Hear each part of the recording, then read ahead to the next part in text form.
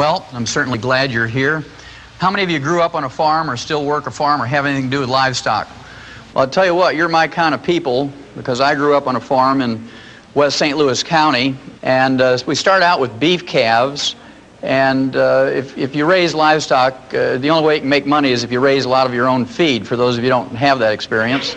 And so we raised our own corn, and we raised our own soybeans and our own hay, and we had a truck come out from the mill, and this truck would come out from the mill, and it would grind up the corn and the soybeans and the hay, and then we would add sacks of vitamins, minerals, trace minerals, and we'd make pellets out of it, and this is what we would feed the calves. In 6 months' time, we'd ship them to market to be slaughtered, or we'd save back some of the best ones for ourselves. We'd knock them in the head and eat them, put it bluntly. And it always fascinated me as a teenager that we did that for those calves, and in 6 months ship them off to be slaughtered, or we'd eat them. And we wanted to live to be 100 years of age without any aches and pains. And guess what? We didn't take any vitamins or minerals. And that bothered me. So I asked my dad, I'd say, hey, Pops, how come you do that for those calves, you don't do that for us? And he'd give me this good old Missouri farm wisdom. He'd say things like, shut up, boy. You're getting this farm fresh food, and we hope you appreciate it. And, of course, I was very quiet then because I didn't want to miss out on any meals. Well, then when I went to school, I went to the University of Missouri School of Agriculture, and I got my degree in agriculture. I got my major in animal husbandry and nutrition. My minor was in field crops and soils, and then I got into veterinary school. As a freshman veterinary student, I learned the answer to my question. And the answer is this: we know how to prevent and cure diseases in animals with nutrition. And the reason why we do that is because we don't have major medical, we don't have hospitalization, Blue Cross Blue Shield, we don't have Medicare. If you're going to make money as a farmer, you better know how to do stuff yourself, and you better do it efficiently with feed and nutrition if you can. To make a long story short, after I got out of veterinary school, I went to Africa for 2 years, and I was able to fulfill a boyhood dream. I was able to be a Frank Buck for 2 years and work with Marlin Perkins. Many of you will remember him from the Mutual of Omaha's Wild Kingdom, and he's a great gentleman. And after 2 years of working with elephants and rhino, people used to ask me, are you a small animal vet or a large animal vet? Well, I would tell them I'm an extra large animal vet because I worked with elephants and rhinos. Well, after 2 years, he sent me a telegram and said, would you come back to the St. Louis Zoo and work with us? We need a wildlife veterinarian at the zoo for a special project.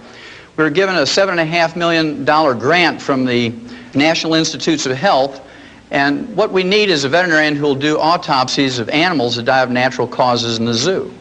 Well, I was just overjoyed to do that, and so I came back, and of course I not only did autopsies for animals that died in the St. Louis Zoo, but the Brookfield Zoo in Chicago, the Bronx Zoo in New York, the National Zoo, the LA Zoo, and so forth. And my job, again, was to do autopsies of animals that died of natural causes in the zoo and look for a species of animals that was ultra-sensitive to pollution. This is because during the early 60s we had just learned about pollution and ecological problems and disasters, and nobody quite knew what to do, and so I was supposed to find a species of animals that was extra sensitive and use them much like we did the canaries in the mine. You know, the old Welsh coal miners used to put a canary in a little wicker cage and take it down in the mine, and if methane gas or carbon monoxide would leak into the mine, the canary would drop off the perch and die first, and the men knew to get out before the mine blew up or they suffocated. Again, to make a long story short, over a period of some 12 years, I did 17,500 autopsies on over 454 species of animals and 3,000 human beings who lived in close proximity to zoos. And the thing that I found out was this: every animal and human being who dies of natural causes dies of a nutritional deficiency. And that fascinated me. It took me back to those calves. I said, gee, that's fascinating. And we could document this at autopsy, both chemically and biochemically, and things that you saw with the eye at the autopsy table. Well, that fascinated me. And I wrote scientific articles. I wrote 8 multi-author textbooks, and 1 textbook of my own costs $140 for medical students, and I'm sure the only thing they do is use them for door stops. And it couldn't get anybody excited. I was on 2020. I was on 1,700 newspapers. I was in magazines. I was in every network TV that you can think of. And guess what? Couldn't get anybody excited back in the 60s about nutrition. So what I did was went back to school and became a physician to use everything I had learned in veterinary school about nutrition in my human patients. And to no surprise to me, it worked. I spent 12 years up in Portland, Oregon in general practice. And it was very fascinating. What I'm going to share with you tonight is what I learned over those 10, 12 years using nutrition with my human patients. And if you take home only 10%, it will save you an enormous amount of unnecessary misery. It will save you a gob of money, and those of you in Missouri know what that means. A gob means a lot. Okay, it'll add many healthful years to your life. Well, you can't do this. You can't get these healthful years, and you can't have longevity. You can't live to your genetic potential just falling off a stump.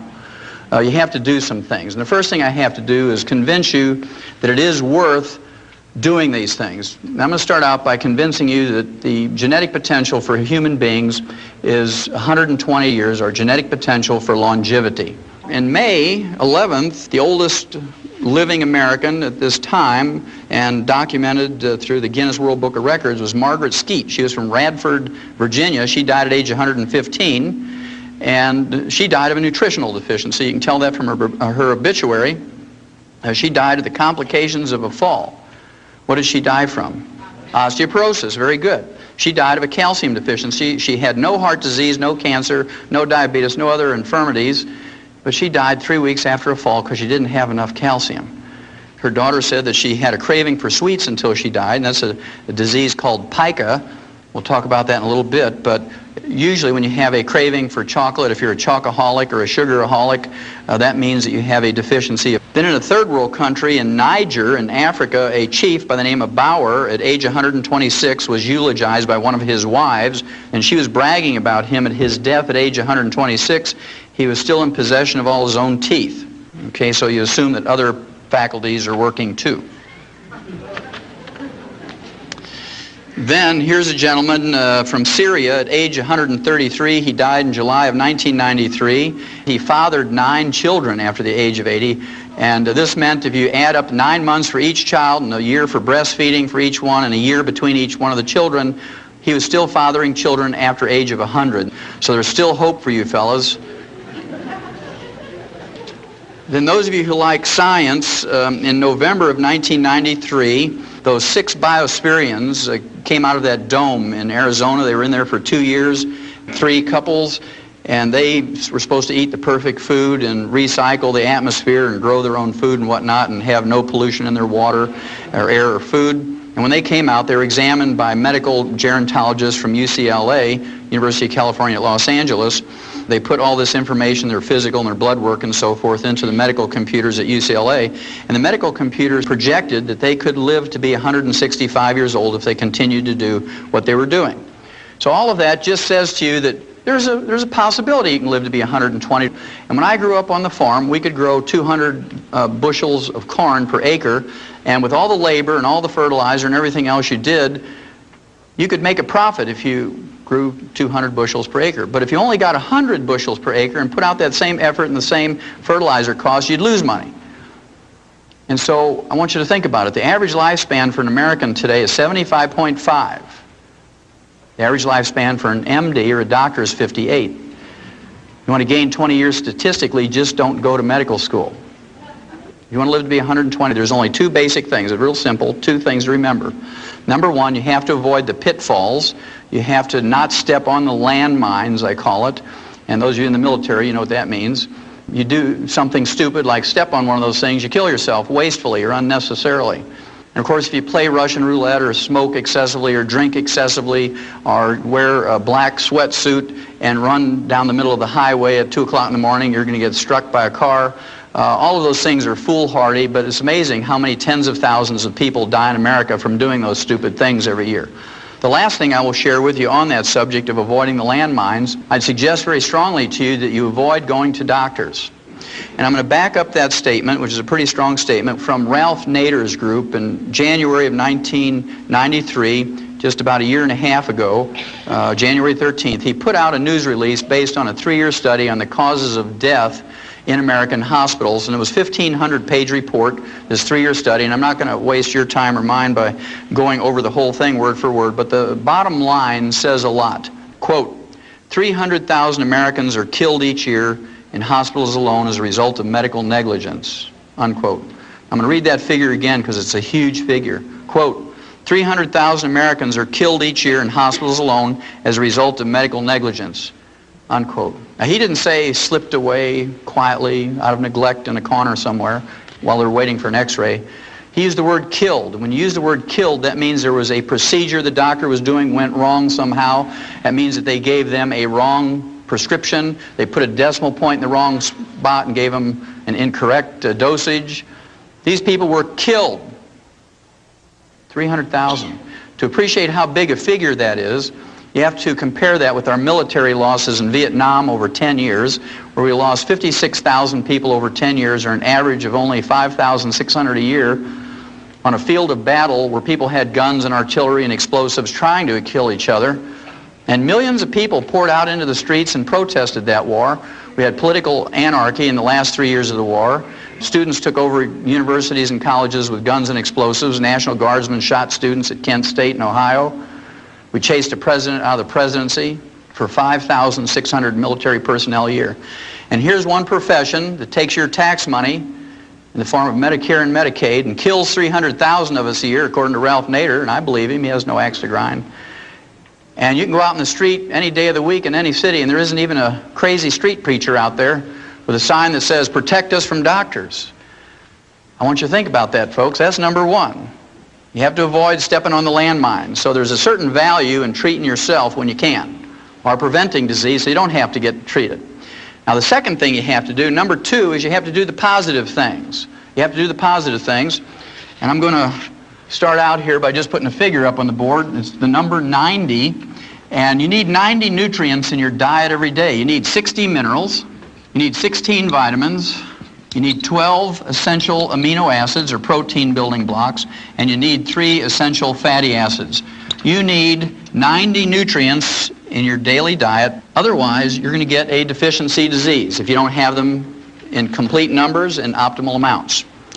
I can tell you that I was one of those nerds back when I was in college. I had a clipboard. We didn't have computers back then. So I had a clipboard, and I was one of those funny guys with glasses and would walk up and down in the student union there in Columbia and say, "Do you take vitamins and minerals?" I was still fascinated by that. And of course, people would kind of look at you crazy and say, "Well, yeah, I take vitamin E." And I'd wait for them to come up with the other 89, and they didn't. They just, "Oh, I take vitamin E." Well, today, if you ask people, "Do you take food supplements?" they say, "Oh, yeah, I take Tums." Because that's what, they hear all the time. Well, again, you need 90 nutrients if you're going to make it. But the newspapers know, and the magazines and TV and radio knows that we're interested in health and longevity and supplements. So they all talk to us, not because the medical profession has asked them to do that in their stead. The medical profession doesn't say, "Hey, we're so busy saving people with surgery and chemotherapy and radiation and pharmaceuticals, would you please educate the people on nutrition?" They do it because it sells newspapers. Well, my favorite article of all time appeared in Time magazine, April 6th, 1992. And if you haven't read it, I'd urge you to get it out of a school library or public library and photocopy it. Stick one copy on the door in the bathroom and one on the refrigerator. It's a cover article, and it says, "The real power of vitamins. New research shows they may help fight cancer, heart disease, and the ravages of aging." Again, there are 6 positive pages in here. There's only 1 negative sentence, and it was issued by a medical doctor who was asked by the writer of the article, "What do you think? What do you think about vitamins and minerals for people as food supplements?" And here's what the doctor said, quote, "Popping vitamins doesn't do you any good," sniffs Dr. Victor Herbert, a professor of medicine at New York City's Mount Sinai Medical School. "We get all the vitamins we need in our diets, and taking supplements just gives you expensive urine," unquote. Well, to give you a Missouri translation of that, that means you're just peeing away your dollars if you take vitamins and minerals. You might as well wad up your dollars and throw them in the toilet and flush them away, because you're not getting any redeeming value from it. Those quacks are just taking your money for those vitamins and minerals. That's what he was trying to say. It got published, so it must be true, right? After having done those 17,500 autopsies in 454 species of animals from around the world and in 3,000 humans, and liking to be healthy myself and having children and grandchildren and the not too distant future great-grandchildren, I'd rather pee out 50 cents or $1 a day worth of excess vitamins and minerals. It's pretty cheap insurance. If you don't invest in yourself to the tune of $1 a day for vitamins and minerals, guess what? You're going to invest in the lifestyle of an MD somewhere. Because when you pay the medical doctor your fee for going to see him, not 1 penny of that goes to study how to diagnose or treat or prevent a catastrophic disease in a little child, like who was in here earlier, or how to prevent or diagnose or treat better breast cancer or prostate cancer in adults. Guess what that money goes for? It pays the doctor's mortgage, makes his Mercedes payment. It pays the tuition for his kids to go to medical school at Harvard. You know where Harvard is? Up in Boston. Pays the tuition for his kids to go to law school at Yale. Between 1776 and the Second World War, the U.S. government spent $80 million on healthcare and healthcare research and studies. Right now, we're at $1.2 trillion a year for healthcare. And it's free. We all know it's free, right?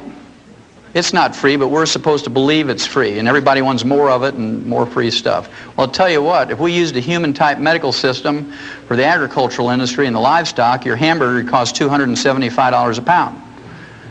On the other hand, if you use the agricultural health system that we use in animals for humans, your monthly insurance premiums for a family of 5 would be $10 a month. You take your choice. Well, I believe, since we've made them wealthy through insurance programs and government subsidies, I believe they owe us something. I believe they owe us at least as much as the industries do, according to, for instance, recall notices. This was started, of course, 25 years ago when Ralph Nader learned that the Ford Motor Company had made a Pinto car with a rear-end gas tank that would blow up when you got hit from behind at 20 miles an hour, fry everybody in the car. And when people complained to Ford Motor Company, they said, well, you're just dumb for getting in a car accident. We're not going to pay you for that. Well, Ralph Nader says, no, it's a faulty design. So he went to a federal court, and the judge agreed with him, and through a court order forced Ford Motor Company to send everybody a recall notice with a registered letter, bring that car in, and they'll fix it for nothing.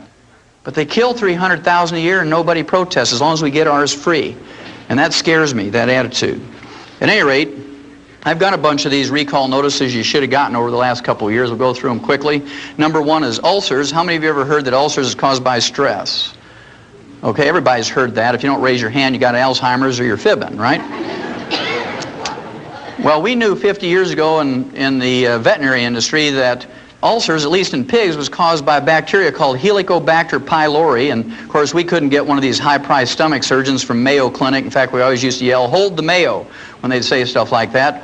Otherwise, your pork chops would be $275 a pound to pay for that kind of surgery. And we learned that with a trace mineral called bismuth and the tetracycline antibiotic that we could prevent and cure those stomach ulcers in pigs without surgery. And so that's what we did. It cost $5 to cure a pig of stomach ulcers with bismuth, the trace mineral, and tetracycline. Well, the National Institutes of Health now, not the National Enquirer, but the National Institutes of Health came out in February 1994 and said, ulcers are caused by a bacteria called Helicobacter pylori, not stress.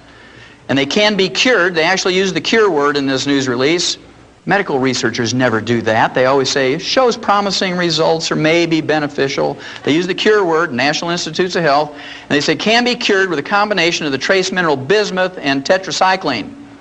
Well, for those of you who don't know what bismuth comes in, you can get it from any grocery store or drugstore. It's pink, about $2.95 for an 8-ounce bottle, and it's called Pepto-Bismol. So a teaspoon a day full of Pepto-Bismol and some aureomycin calf scour pellets, you can take care of ulcers. Now you have your choice, whether you're going to treat your own for $5 or go get whittled on. That's your choice. Then what's the number 2 cause of death in Americans? Terrible disease called cancer, right? Now when doctors get information on cancer, you'd think they'd photocopy that, and when they send you that bill, they should send you some photocopies of this stuff. Well, in September of 1993, the National Cancer Institute, not the National Enquirer, but the National Cancer Institute, and the Harvard Medical School up in Boston did a study on cancer patients, and they came out and they said an anti-cancer diet was found. Well, at any rate, they picked China to do this study because in one province, Henan province in China, they have the highest rate of cancer in the whole world. They took 29,000 people for 5 years in this study, and what they did was give them different vitamins and minerals at double the recommended daily allowance for Americans. Now that's a trivial amount. For instance, they used vitamin C for one group, and of course the RDA, or recommended daily allowance for vitamin C, is 60 milligrams. Double that's going to be 120 milligrams. You can't go into a health food store and find a vitamin C tablet or capsule for less than 500 milligrams for an adult. And of course, Linus Pauling, the gentleman with 2 Nobel Prizes, says if you want to prevent and treat cancer with vitamin C, you got to use 10,000 milligrams a day. Well, all the doctors who used to argue with him back 35 years ago are all dead. And today, Linus Pauling's still 94, and he works 14 hours a day, 7 days a week on his ranch in the Big Sur in California and teaches at the University of California, San Francisco. So you have to make up your choice whether you're going to listen to the dead doctors or Linus Pauling. Your choice. Okay, vitamin C, double the RDA, nothing happened. Vitamin A, double the RDA, nothing happened. Zinc, riboflavin, the trace mineral molybdenum, niacin, nothing happened. In one group, they got a major benefit. In this group, they got 3 nutrients at one time. They got vitamin E, they got beta-carotene, and the trace mineral selenium. Those 3 were at double the RDA. And if you get a 0.5% benefit in any nutritional or pharmaceutical experiment, you've made a major improvement in humanity's life. And so these articles get published. So I want you to remember that statistic. A 0.5% is major benefit. Well, in this group that received the vitamin E, beta-carotene, and selenium for 5 years, deaths from all causes were reduced by 9%. Almost 10 out of every 100 or 1 out of every 10 who were going to die in that 5 years from any cause survived. Then cancers, all cancers, 13% survived who would have died without those 3 nutrients. So 13 out of 100 lived who would have died. And then the type of cancer that was most prevalent in Henan province, stomach and esophageal cancer, 21% lived who would have died. 21 out of 100 lived. Now to me those are significant numbers, and your physician, for the number 2 cause of death in America, should have sent every one of you a photocopy of that. At least giving you information. Even if he didn't want to give you the advice, give you the information, let you make up your own mind. Well, here's one I think is funny on one hand, and on the other side it tells you the attitude of physicians. This has to do with arthritis. It was in September 24th, 1993 that it was released. Again, it was from the Harvard Medical School and the Boston VA Hospital. How many of you in here have ever been to a VA hospital? Anybody in this room? Okay, good. Well, you know, the people who've been to a VA hospital, you have 2 opportunities to give your life for your country. Once on the field of battle, and the other's in the VA hospital, right? Well, at any rate, the title of the release was Chicken Protein Halts the Swelling and Pain of Arthritis in a Patient Trial. And what they did, they took people who failed to respond in any way to medical treatment for arthritis. These people got gold shots, methotrexate, they got aspirin, prednisone, cortisone, everything else you can think of, physical therapy, and the only thing left for them was joint replacement surgery. Okay, now before Harvard Medical School, the VA hospital was going to give it to them, they said, look, we're looking for some people who are willing to suffer for 90 more days, just 3 months, because we want to try something, a short-term experiment, and they got 29 volunteers. And what they did for those 29 volunteers who failed to respond in any way to medical treatment for arthritis was they gave them a heaping teaspoonful of ground up dried chicken cartilage in their orange juice every morning. Just a heaping teaspoon of ground up chicken cartilage. And in 10 days, according to Harvard Medical School, all the pain and inflammation was gone. These are people who didn't respond in any way to medical treatment. In 30 days, they could open up a new pickle jar that had never been opened. And in 90 days, 3 months, they had maximum return of function. Here's the funny part. The funny part comes by a statement of the guy who was the director of that study from Harvard Medical School, and here's what he said, quote, listen to the words, they're very important, quote, after 3 months it was clear that the drug was beneficial, unquote. Because it worked, chicken cartilage had become a drug. You can see he's thinking about patent numbers, and his eyes are rolling around with $300 a capsule, 20 patients, and you can just see him calculating, right? That means if you go to Kentucky Fried Chicken and you buy a bucket of chicken, throw away the skin and the meat and eat the ends off the bones, you're practicing medicine without a license. And if you go to a Kentucky Fried Chicken in the middle of the night, in the dark of the night, and you go to their dumpster and you root through there and you collect 2 5-gallon feed buckets full of chicken bones, and you take them home with a hammer and you pound off the ends of those bones and dry your own cartilage in the microwave, you know, you're manufacturing a pharmaceutical, and the FDA is going to put you in jail. Next time I come by here in 3 months, you're going to run up on this stage and hug me and kiss me if you got arthritis. How many of you have ever heard of Alzheimer's disease? Everybody's heard about it today. 50 years ago, when I was a little kid, there was no such thing as Alzheimer's disease. It's a new disease, one of those things that just sort of happened. Now it's a major disease. 1 out of every 2 people who reach age 70 get Alzheimer's disease. Pretty scary. We learned 50 years ago in the animal industry how to prevent and cure in the early stages Alzheimer's disease in livestock. Can you imagine how much a farmer would lose if the pigs were all laying there scratching their heads saying, Why am I here? Where is the feed box? Because if they're not gaining a couple of pounds a day, you're losing money, right? So we learned in the agricultural industry how to prevent and in the early stages cure Alzheimer's disease. And we do it with high doses of vitamin E and low intakes of vegetable oil. You say, Wallach, that's crazy. High doses of vitamin E. Well, you should have got a recall notice from your doctor in July of 1992 because the University of California, I mean, we're talking about a sophisticated research medical school here. University of California, San Diego came out and said vitamin E eases memory loss in Alzheimer's victims. Now, they're only 50 years behind on that from veterinary medicine, so you might be safer going to a veterinarian. Then how many of you in this room ever had a kidney stone? Anybody in here ever get that, kidney stone? Okay, I see a few in here. What's the first thing a doctor told you to give up nutritionally when you got your kidney stone? Give up calcium. No dairy. No dairy. None of those vitamin mineral things with calcium in them because they have the stupid, naive, ignorant belief. That's pretty intense.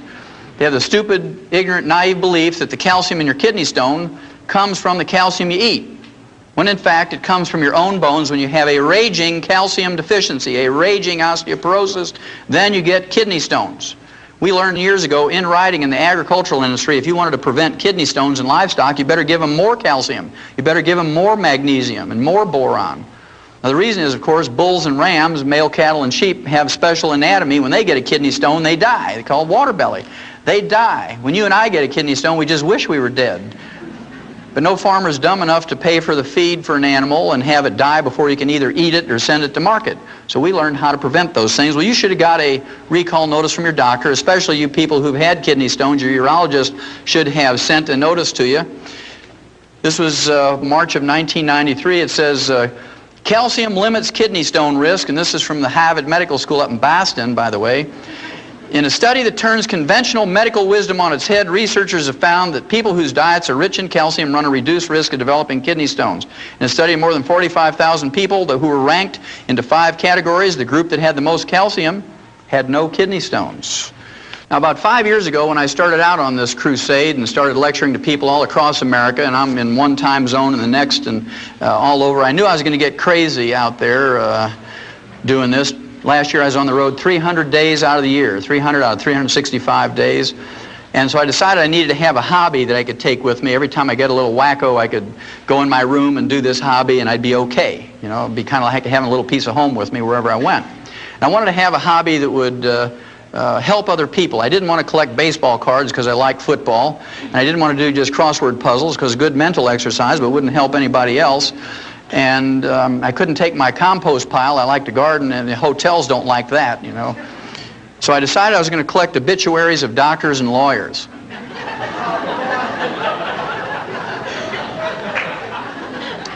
Now, as crazy as that sounds, remember I told you that doctors live to an average age of 58, and we live to 75.5. And here's a group of people, professionals, who pontificate to you and tell you, well, this is what you need to do. You need to give up salt and no caffeine, and you need to not eat butter and eat margarine and do all these crazy things. And they die at age 58 on the average. And anyway, I got a few of them here, some of my favorites. This is Dr. Stuart Cartwright, age 38. He dropped dead in his home. He was a family practitioner of a ruptured aneurysm. That's a ballooning of an artery that's a weakened artery because of the fragmenting or the brittle condition of the elastic fibers in arteries. Just like when you hit a chuck hole with your car tire and you break the cords in there and you get a balloon. He dropped dead like he was poleaxed, okay, right in his home from a ruptured aneurysm. Now we learned in 57, aneurysms are caused by a copper deficiency. We had a pilot project, turkeys, and we made complete food pellets where you put all the 90 nutrients in there. And in the first 13 weeks, fully half of those turkeys died. Farmers were out there every morning picking them up by the bushel basket. They took them to the state diagnostic labs and they were autopsied, and they found out that they all had died from a ruptured aortic aneurysm. So they doubled the amount of copper in there, and the next year they didn't lose a single turkey from a ruptured aortic aneurysm. And they ran that experiment in mice and rats and rabbits and dogs and cats and calves and sheep and pigs and whatnot, and guess what? They found out that there's a whole series of diseases that are caused by a copper deficiency. Gray hair is the first sign. When you start getting gray hair, regardless of your age, you got a copper deficiency. You get skin wrinkles because the elastic fibers in your skin are going. Those little crow's feet around your eyes and facial and body skin wrinkles. You look like you're a little prune drying up. Okay? Then, of course, there's the varicose veins. That's caused by an elastic fiber breakdown. Then, of course, parts of your body begin to sag. Under your arms, your breasts, your bellies, your legs, all this stuff starts sagging. And you can go to a cosmetic surgeon or plastic surgeon if you want, but it's a lot cheaper and a lot more effective and a lot safer if you just take some copper. Dr. Cartwright may have had a medical degree, but he didn't have expensive urine, so he died of something that even a turkey wouldn't die from. Then here's one. This fellow, he was a doctor's doctor, Dr. Martin Carter. He almost made it. He died at age 57. He got his medical degree from Harvard Medical School and his PhD in medicine from Yale. He was autopsied by the best because he was a doctor's doctor. He said, quote, "The cause of death was a ruptured aortic aneurysm," said Dr. Jules Hirsch of the Rockefeller University Hospital, unquote. What did he die from? Copper deficiency. See, he didn't have expensive urine either. Then here's an attorney. She was so famous, she was from Detroit, age 44, Ellen Joyce Alter. She was in the New York Times obituary. She made the big time. And, of course, she probably had steel buns because she belonged to one of those private health clubs. All these gals want steel buns, you know, doing their little exercises. But she didn't have expensive urine because she died of a ruptured cerebral aneurysm. When they don't do an autopsy, the symptoms could be called a stroke or subdural hemorrhage, but very frequently they're caused by a ruptured aneurysm, which is a copper deficiency. She didn't have expensive urine. How many of you here have ever heard of a guy by the name of Stuart Berger? Stuart Berger, he wrote 5 best-selling books on health and diets and nutrition. He got his medical degree from Tufts Medical School, which is a very fine medical school in Boston, not too far away from Harvard Medical School. And the books he wrote included The Southampton Diet for Weight Loss. He wrote Forever Young, 20 Years Younger in 20 Weeks, and How to Be Your Own Nutritionist. And he died at age 40. How'd you like to follow his dietary practices? He died at age 40 of cardiomyopathy, which is a selenium deficiency. The same cause as white muscle disease or stiff lamb disease, and any farmer can go to a feed store and get selenium pellets or selenium injections, things like Selatoc and Bozy and so forth. And Dr. Stuart Berger, a guy who wrote 5 best-selling books on nutrition, died of a nutritional deficiency. He didn't have expensive urine. You can totally prevent cardiomyopathy for 10 cents a day. And if we don't do it, we're malignant dumb, I like to call it. You're malignant dumb if you don't take in 10 cents a day worth of selenium. It's a waste of your life. That's one of those landmines you can avoid. The medical treatment of choice for cardiomyopathy is a heart transplant. Costs $750,000. I want you to think about that. They get the heart free from a donor. They get the blood free for the surgery from the relatives. They use $2.50 worth of suture material, and they charge us $750,000 for that procedure.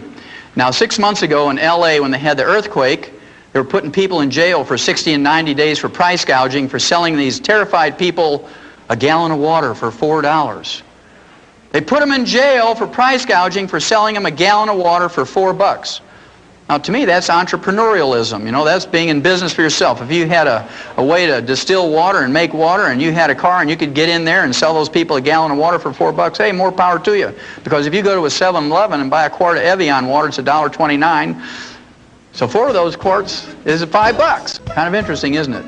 They said it was price gouging because those people were terrified. Well, talk about a person who needs a new heart. They're terrified. $750,000, we should put those doctors in jail. But we bow to them because, oh, that's high-tech medicine. Out of 270 million people in America, you save about 50 a year. Is that cost-effective? I don't think so. Dr. Stuart Berger didn't have expensive urine. Now, here's the last one, and many of you may know this woman. Her name is Dr. Gail Clark. She was age 47. She was the chief cardiologist of the West St. Louis County group of hospitals. She was the chief cardiologist for the St. Mary's Health Center in Richmond Heights in St. Louis County. She was age 47. Guess what she died from? Heart attack, a cardiomyopathy heart attack. You can just see her walking down the hall. She's got the stethoscope around her neck. You know, this is their little status symbol. Got my stethoscope around my neck. Back when I was in school, they folded it up very bravely and put it in their pocket. Boom! She falls down. She has a heart attack right in the hall. And, of course, the nurses scoop her up and put her on a gurney, and they call the technicians and another doctor, code 3, code blue, whatever it is, and they whip her into the room. And you can hear them, let's say you're a cardiac patient, you're laying there, you're all hooked up to the monitors and the IVs, and you hear them say, okay, tear her clothes off. Okay, stand back. Didn't work, turn it up, stand back. And then you hear that terrible sound when you know that the treatment didn't work. The flat line when you know the heart is gone. And everybody walks out of the room dejected, and you say, nurse, what happened next door? And she says, well, your cardiologist, you know, the chief cardiologist of this hospital, age 47, Dr. Gail Clark, just died of a cardiomyopathy heart attack. We can see all the patients, they're holding their gowns. And they're running out of that hospital, leaving their watches and their shoes and their checkbooks and everything and their plastic credit cards because they don't want to get what Dr. Gail Clark got. To me, the Reader's Digest is a magazine that never says anything negative or bad about anybody or any group. It's the sweetest little magazine that ever was. The September 1993 issue features an article that says, can you trust your doctor? It lists 12 ways that doctors scam your money. Now, I'll let you read 11 of them yourself. I'll give you the worst one. In addition to their income from office fees and surgical fees and lab fees and hospitalization, doctors get a kickback from the labs and the x-ray labs and clinics and hospitals. They get a kickback of $421 every time they send you in for a CAT scan or an MRI. And doctors tell you, oh, we do that because we're practicing defensive medicine, because if I miss something, 1 in 10 billion, you're going to sue me. So I do this just to protect myself. Well, if it was just to protect themselves and you knew them and they knew you, 90% of the people say, oh, just skip it, doc. If you don't really think it's necessary, let's save the money. But they got something more than defensive medicine to worry about. They get $421 in a kickback for every time they send you in for an MRI or a CAT scan. Well, when I practiced for 12 years up in Portland, somebody come to me with a terrible headache, never had one, I'd just walk up to them and tap them on the sinuses, and if they'd collapse to their knees, I know they had a sinus headache. Oh, doc, why'd you do that? Well, I just wondered, that's a cheap lab test, you know. Then if they had, thank you, if they had blood dripping out of their nose, I'd take a $35 x-ray to see if they had a cancer in there. $35 and a free lab test, as opposed to $421. If I wanted to make that $421, I'd have been a good thief. What I'd have done, I'd have built a chute right into that CAT scan machine, because I knew how to build chutes living on a farm. And I'd have gone out in the street and I'd have got every homeless person, I'd line them up in them chutes, and I'd put soup and a Big Mac at the end of that tube, you know. And I'd say, I'm going to buy you a $1.50 dinner. I'm a good guy. I'm going to buy you a $1.50 dinner. You just got to go through this chute, go through that tube, and you get your sandwich and your soup. Man, they'd be flowing through there, maybe 100 a day. And I could start adding some things up. It'd be a lot of fun. At any rate, the average doctor gets $228,660 a year in CAT scan kickbacks. $250,000 a year. In any other industry, if you do that, politicians, lawyers, businessmen, stockbrokers, they get put in jail. But doctors, it's okay, because insurance pays for it. We don't mind if they steal. It's blind. It's free. Remember I told you I was going to tell you about pica. Pica is a funny disease, P-I-C-A. I'm not talking about the type style that you see in typewriters and computers, but pica is a disease that farmers know about. In horses it's called cribbing, when they chew on the feed bunk, the wooden feed bunk. You know you better give them some minerals, otherwise they're going to eat that feed bunk. In cattle, dairy cattle especially, where they're losing lots of minerals through their milk all the time, intensive milking, you'll see them picking up big rocks in the creek and chewing on them, or they'll chew on barbed wire, or maybe you'll see them walking down through a path with a deer bone in their mouth or something, or a shingle. That's called pica. And a good farmer or husbandryman knows you better give them some minerals, otherwise they're going to eat the barn or something. In human beings, we see this at funny times. Pregnant women are notorious for pica. In the middle of the night, they'll elbow their husband and say, hey, you better get up, I want some pickles and ice cream. They're craving minerals because that fetus is pulling minerals out of their body, and they need some more minerals. And so it's recognized as a craving for things like sweets and salt. We see this in pregnant women. I used to have people come to my practice and they say, Doc, do I need to go see a shrink? I said, why is that? Well, I wake up in the middle of the night and I go outside with a spoon and I eat dirt. And no, that's okay. Just make sure it's clean dirt. Then they say, my kid sits there with a kitty litter box between his legs and he has a spoon and he's eating that stuff out of the kitty litter box. And then in housing projects, little kids will eat lead paint off the walls and they get lead poisoning, get learning disabilities and bone problems and anemia. And we're good, so we spend $5 million to scrape the lead paint off of there and repaint it with latex paint. And all we have to do is give those kids 10 cents a day worth of minerals. It'd be better for them and save us $5 million. It's your tax money, and if we allow them to throw them away, those dollars, is kind of interesting. If you have a selenium deficiency and you don't want to wait until you get cardiomyopathy and drop dead from a heart attack to recognize it. If you look on your hands and look in the mirror in your face, if you have liver spots or age spots, and I see quite a few from here, you have an early selenium deficiency. That's called free radical damage.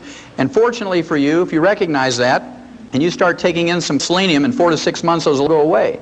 You'll reverse that in 4 to 6 months. And when they go away on the outside, they're going away on the inside, in your brain and your heart and your liver and your kidneys. And if you have low blood sugar, how many in this room have low blood sugar? Anybody in here have low blood sugar? Okay, about 10%.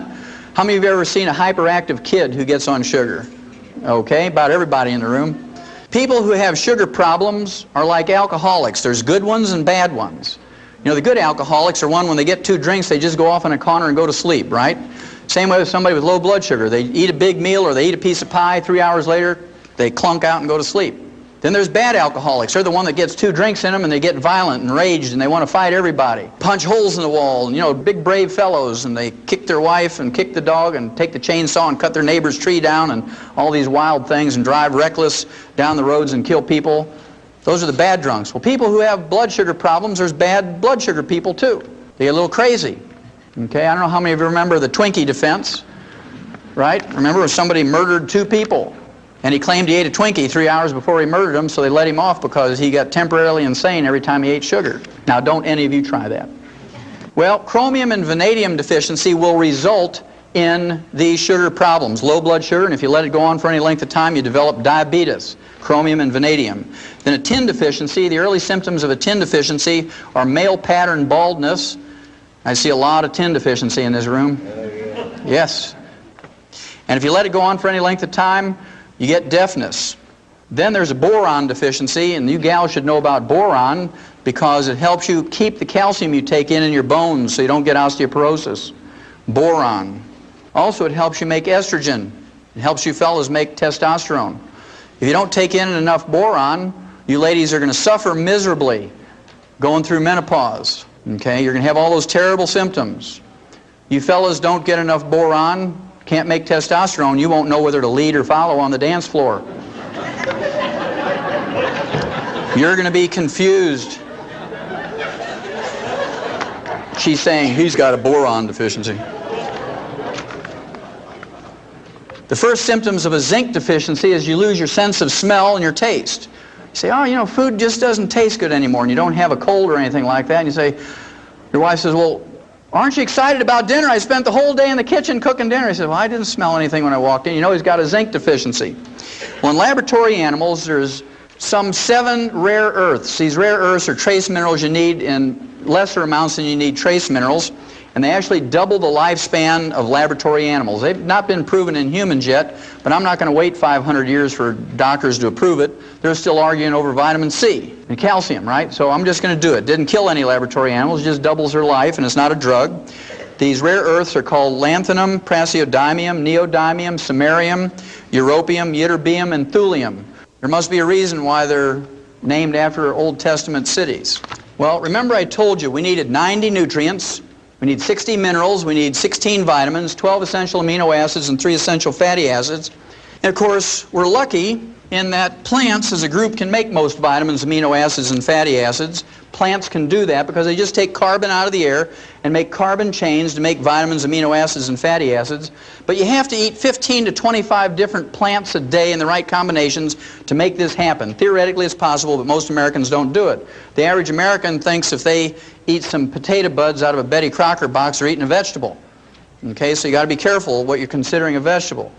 Then, of course, people want to do right by their doctor, and they eat low-fat turkey breasts, and they put a half a jar of mayonnaise on there, and they put it between 2 slices of Wonder styrofoam bread. Remember that stuff you can insulate your house with and put in your shoes when you get a hole in the shoe? I remember when I was a kid, it was a lot of fun because we have Wonder Bread. We didn't have TVs back then on the farm. We didn't even have dryers that went round and round, so the only thing you could do in the wintertime was sit in the kitchen and wonder at a loaf of Wonder Bread. And it had the blue and red and green yellow balloons on there. And if you read the labels many times as I do, you know it said things like, helps build bodies at 12 ways. And about 15 years later, the FDA made them change it to help build your body 8 ways. Now if you go to the store and look at Wonder Bread wrappers, it just says Wonder Bread. So it kind of gives you a clue. So even though this is theoretically possible, it's not likely to happen that you're going to get your vitamins, amino acids, and fatty acids in proper proportions from your diet. And so if your life is as valuable to you as mine is to me, and my children's and my grandchildren's is to me, I would make sure that I take in all my vitamins and amino acids and fatty acids, because I guarantee you won't make it to 120 if you don't. You're just not going to do it. Now, minerals are another story. We have a tragic story when it comes to minerals, because plants cannot make minerals in any way, shape, or form, and if they're not in the soil anymore, they're not in our plants. Our farm soils and our range soils are depleted of minerals, and the crops, the grains, the fruits and the vegetables and the nuts that are grown on these depleted farm and range soils are minerally deficient, and the people who eat them get mineral deficiency diseases, and the only way to prevent and cure them is with mineral supplements. Do you think it's gotten any better? No. It has not gotten any better, it's only gotten worse. And the reason is, if you guys do what we did, and people continue to do, is we put NPK on our land, nitrogen, phosphorus, potassium, and you see it as these three numbers in many combinations of ratios, and these represent percentages of these three nutrients, nitrogen, phosphorus, potassium. And those of you who don't have any experience on farms, the reason why we do this is farmers get paid for tons and bushels. There's no subsidy that encourages people to put 60 minerals back in the soil. You get paid for tons and bushels, and for 40 bucks an acre, you can get the maximum yield in tons and bushels. It only takes 5 to 10 years to deplete the land of minerals, because every time you harvest a crop, those plants pull minerals out of the soil, many pounds per acre every time you haul a crop out. So soon those minerals are gone. And if you only put back in 3 and you take out 60, it's like a checking account. If you only put $3 in your checking account every month and write checks for 60, what's going to happen to your checks? Boing, boing, boing, they bounce, exactly. Well, I can tell you that our health is bouncing right now to the tune of $1.2 trillion a year. It's our responsibility, each and every one of us, to be responsible for our health and consciously take in these minerals. Well, I have a lot of people ask me, well, what did these people do thousands of years ago? They didn't even have commercial fertilizers. What did they do, these societies that had long-lived people and whatnot? Well, I want you to think about the Egyptians, the Chinese, people from India that lived around these great rivers, the Nile River, the Ganges River, the Yalu River in China. And what used to happen was every year or so it would flood, just like it did here in northern Missouri last year. And every time it flooded, guess what would happen? It would bring silt or rock dust from mountains from 500 or 1,000 miles away. And those people would pray to every god they had, the water god, the sky god, the wind god, the rock god, to flood. We pray, don't flood. They used to pray to flood because they had their floods during the winter time, and it would put silt and minerals back in the soil, and their grain was very valuable. King Philip, who was the father of Alexander the Great, married the 12-year-old child queen of Egypt, Cleopatra. She didn't look like Elizabeth Taylor, all made up in beautiful costumes. She was a little flat-chested teeny bopper, not very sexy.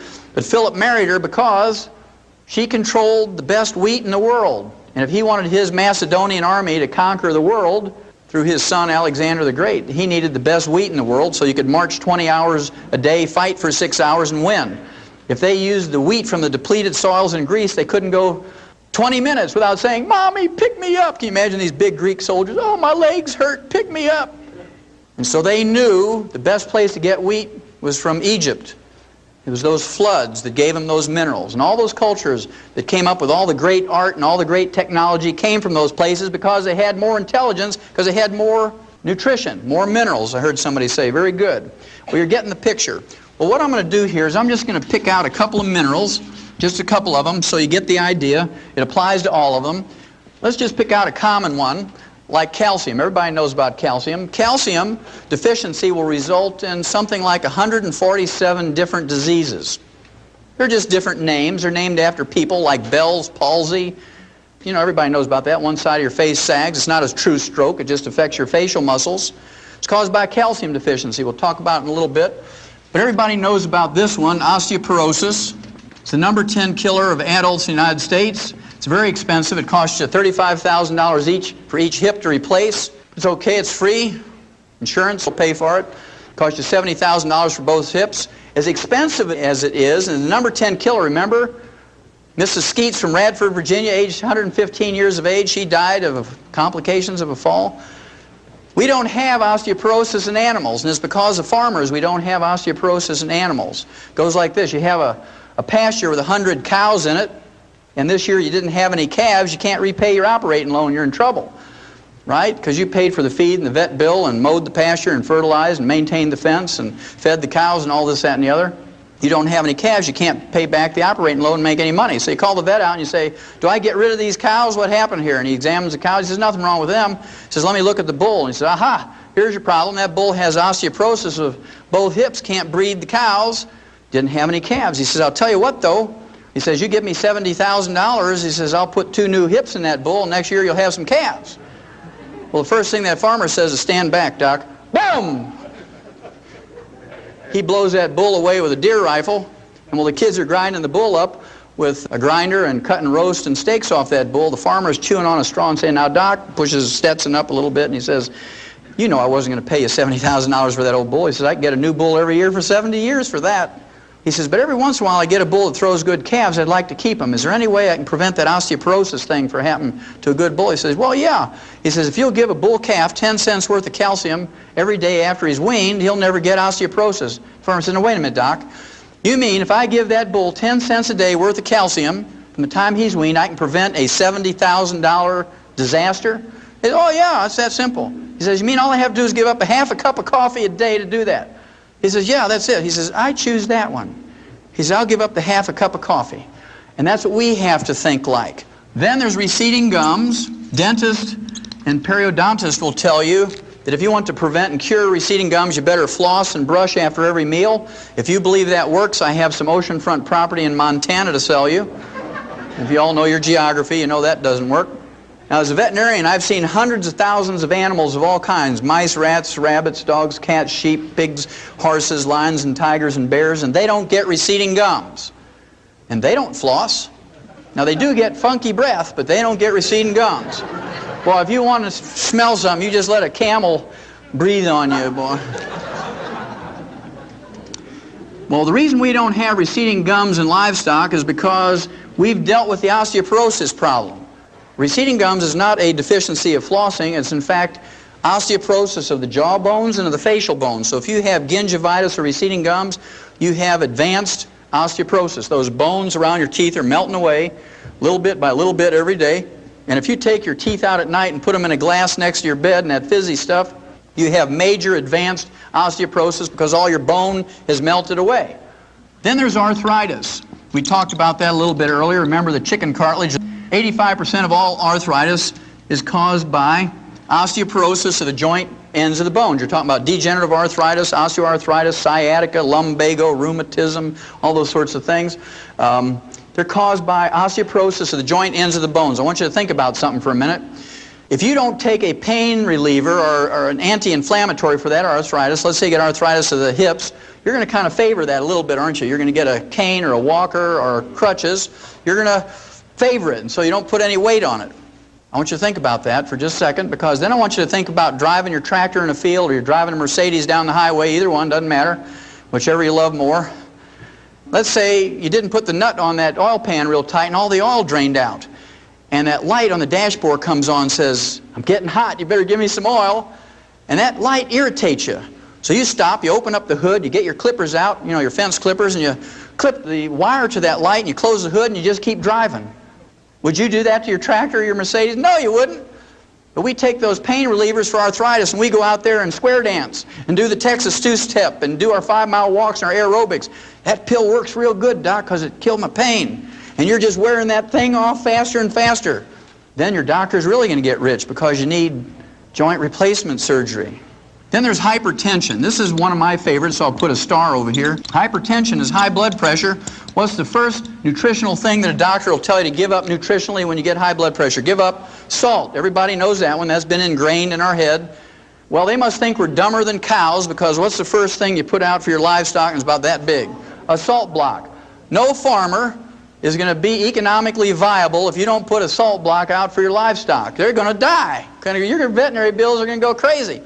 But we're supposed to believe that we don't need salt, and you can get everything you need out of your lettuce and your whole wheat bread and stuff like that. Well, don't believe that one either. If you believe that, I got some more oceanfront property in Montana for you. They took $30 million of your tax money, and 2 years ago, after a 20-year study, they came out and said that they took 5,000 people with high blood pressure, they took them off their medication and put them on a reduced salt diet, a restricted salt diet, and they all died. No big surprise, but somebody got a PhD degree and everybody was happy, right?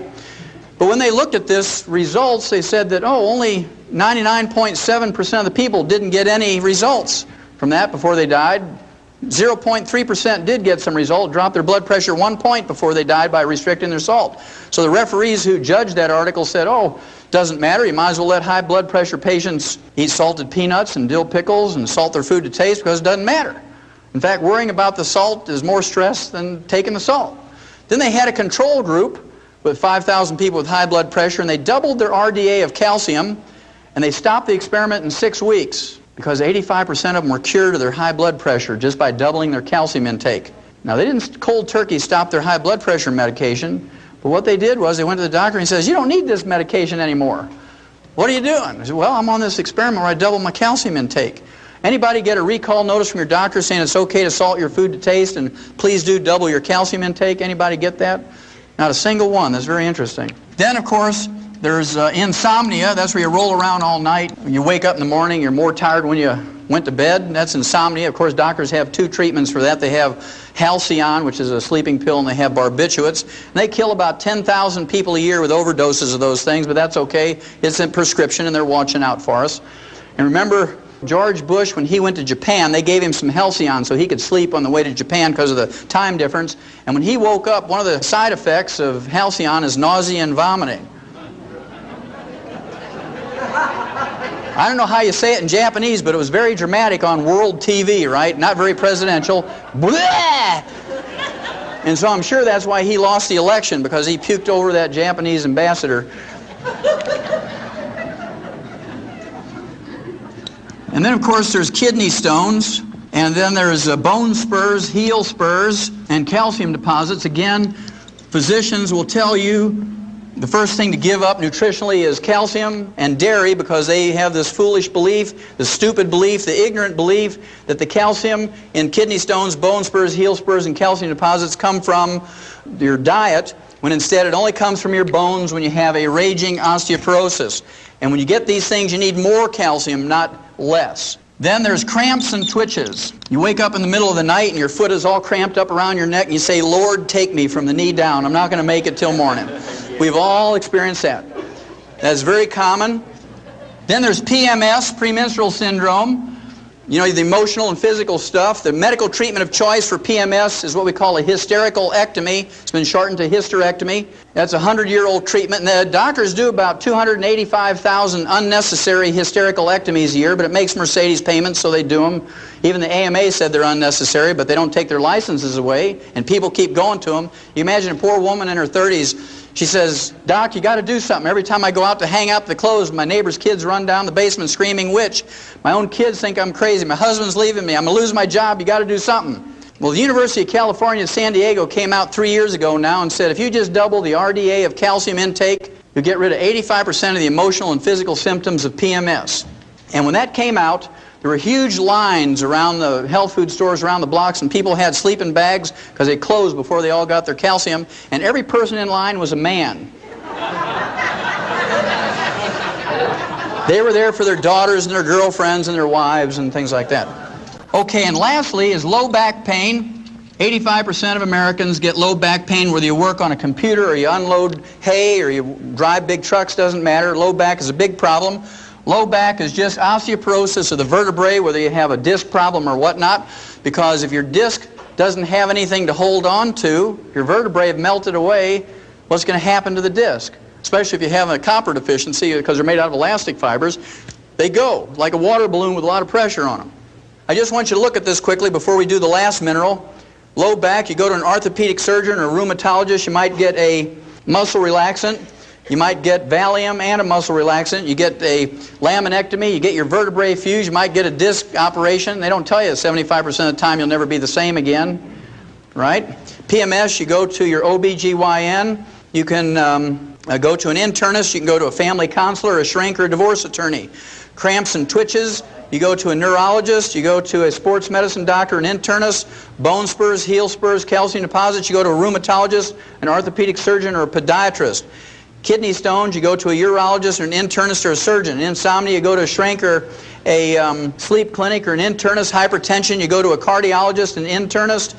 are a surgeon, arthritis, a rheumatologist, a orthopedic surgeon or an internist. Receding gums, you go to a dentist or a periodontist. Osteoporosis, you go to all those health specialists, including a Tum salesman. For nothing more than a calcium deficiency.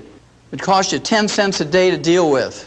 Now, on the average, because Americans have insurance and we have Medicare and Medicaid, we spend on the average $25,000 to $250,000, and we undergo 5 to 10 surgical procedures a year for a calcium deficiency. And we beg the doctors to do it. We beg the doctors to do it. Well, it's our choice. The last one I'll share with you is diabetes. Everybody's touched by diabetes. It's the number 3 cause of death in adults in the United States. Number 3 cause of death. And it has terrible complications and side effects, diabetes. The side effects include blindness of many kinds. Then there's a kidney failure with dialysis and kidney transplant. There's cardiovascular disease of all kinds, and of course that contributes to the number 1 cause of death. Then there's amputations. Everybody ought to have one of those because they're totally paid for in their health thing. They assume that you're not just going to get one because you want to get everything on your health benefits. And then you shorten your life because if you have diabetes, on the average, you have a shorter lifespan than someone who doesn't have diabetes. Now, we learned in 1957 in the animal industry that we could prevent and cure diabetes with 2 trace minerals. That's a pretty profound statement, that we could prevent and cure diabetes with 2 trace minerals in 1957 in animals. It was published in Federation Proceedings, which is the official journal of the American Science. The National Institutes of Health, the official monthly journal, was August 1957. Well, the 2 trace minerals that you can get to prevent and cure this are chromium and vanadium. Vanadium alone, according to the University of Vancouver, British Columbia Medical School, vanadium alone will replace insulin in adult onset diabetics, which represent 85% of all diabetics. Of course, they can't quit their insulin cold turkey. They got to gradually wean off of it. It takes 4 to 6 months for most people to slowly wean off of insulin if they're taking in adequate amounts of chromium and vanadium. Now, to me, this is criminal, because if you write to Hill's packing company that makes Science Diet dog food, they're right over here in Topeka, Kansas, so they manufacture Science Diet dog food and other Science Diet product, high-tech foods for animals. If you write them and say, how many minerals exactly is in Science Diet for dog food? They'll write you back and say there's 40 minerals. You write Checkerboard Square in St. Louis, Ralston, Purina, and say, just how many minerals are in your rat pellets for laboratory rats? And they'll say there's 28 minerals. I'll give anybody in this room a crisp new $100 bill if you can find me a human infant formula in a grocery store that has more than 11. So our dogs get 40 minerals. Remember, that's what Mike Murphy was saying. His dog never seems to get sick because he's getting this canned dog food with all these vitamins and minerals in there. So our dogs get 40 minerals, our rats get 28 minerals, and our human infants get 11. Is that fair? No, that's called fraud. Doesn't matter if you're talking about SMA, Similac, Isomil, Pro-Soy-B. In fact, that's why they call Similac Similac, because it lacks everything.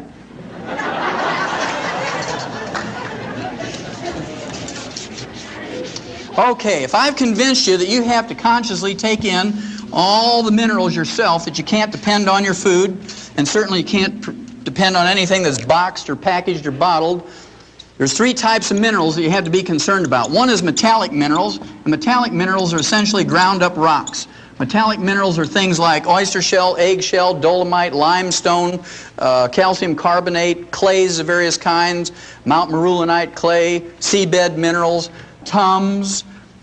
They're only 8 to 12% absorbable. When you reach age 35 to 40, it drops down to 3 to 5%. And I have to tell you a story here. I ran into a guy at a meeting like this up at Grand Rapids, Michigan. And this fellow owns a porta-potty business. You know, that's that green or blue-colored outhouse. Man, if we'd only had one of those back when I was a kid. We had these ones with splinters, you know, in the wood. He said, I see something that describes that in my porta-potty business. I said, what's that? He says, well, when we take those things back to the shop to clean them out with a pressure hose, he says, we put a 1/4-inch grid underneath them because kids throw rocks and sticks and toys in there. And if we don't put a grid there, it blocks up the sewer system. It costs us thousands of dollars to fix it. Every time we clean one of those out, we find hundreds of vitamin tablets. I said, well, how do you know they're vitamin tablets? He said, well, it's really easy. He says, right on the coating it says Theragram M, 1 a day Centrum. He says, come here. And he takes me out in the back of the shop, and there's this literal mountain of all these vitamin pills he got out of his porta-potties. If you read the labels on those multiples, they say your iron comes in the form of iron oxide. What is iron oxide? Rust. You might as well just go out to an old railroad track and take your butter knife and scrape some of that rust off and lick it, and you're going to get your iron supplement. Well, that's what they're giving you. I'll show you how bad it is if you take something like calcium lactate, which is a common metallic mineral. Let's say it's a calcium tablet, calcium lactate, 1,000 milligrams. If you take 2 of those, you're not getting 2,000 milligrams of calcium. In fact, I have people all the time say, well, I took lots of calcium, Doc. I hear you on the radio talking about calcium and arthritis, and I took 2,000 milligrams of calcium a day. It didn't help my arthritis. In fact, it got worse. I said, what kind of calcium you taking? They said calcium lactate. Well, there's your problem, because only 250 milligrams of that is metallic calcium. So let's say you absorb 10% of that. Then the other 750 milligrams is lactose or milk sugar. So 10% of 250 is 25. So if you take 2 of those tablets, you're not getting 2,000, you're getting 50 milligrams. So to get what you need to take 90 of those tablets a day. You need to take 30 with each meal, and you got 59 more minerals to go. Then there's those people who want to do things naturally. Let's see if you can do anything good with 10 pounds of spinach. And let's be fair, let's see if you can get 1,000 milligrams of magnesium. I picked magnesium because in green leafy vegetables you have a lot of magnesium because of the chlorophyll, right? It's part of the chlorophyll molecule. And any pound of anything, you got 454 grams. In 10 pounds of spinach, you got 4,540 grams, of which most of that, 97%, is water. And let's say you have 1 gram of chlorophyll in that 10 pounds of spinach. There's 50 milligrams of magnesium. You got to divide that into the 1,000 you want. You get a factor of 20, which you multiply times the 10. You have to eat 200 pounds of spinach. You got 58 more minerals to go. Okay, so you got to be a pretty big person to accomplish all this. Even as big as I am, you can't get it done. So I prefer to supplement rather than do those things. Then, of course, during the 60s, the agricultural industry came up with chelated minerals, because farmers aren't dumb enough to pay for $1 of something that goes into an animal's mouth and have 99 cents come out in the manure. I have to really thank farmers for being that clever. And chelated minerals are just metallic minerals with an amino acid or protein or enzyme wrapped around the metal atom. It increased the absorbability to 40%. Then the health food industry jumped on that right away because it was a major improvement in absorbability of minerals. The most efficient way to absorb minerals is liquid. They're very small particle size, are 7,000 times smaller than a red blood cell, and they're negatively charged, so you actually have an electrical or magnetic gradient that concentrates these minerals. Plants have a very interesting part to play in colloidal minerals. Remember, we said that plants cannot create minerals. If they're not in the soil, plants can't make them. At any rate, metallic minerals are taken up by plants when they're in the soil. Plants convert them in their tissues to colloidal minerals, and this is how we store minerals in our body. This is how we use minerals in our body. This is how we transport minerals from their storage place to their site of use in the colloidal form. Well, our plants, our crops don't have much in the way of colloidal minerals in them because we don't have any metallic minerals in our soil. Are these minerals important? You bet your life they're important.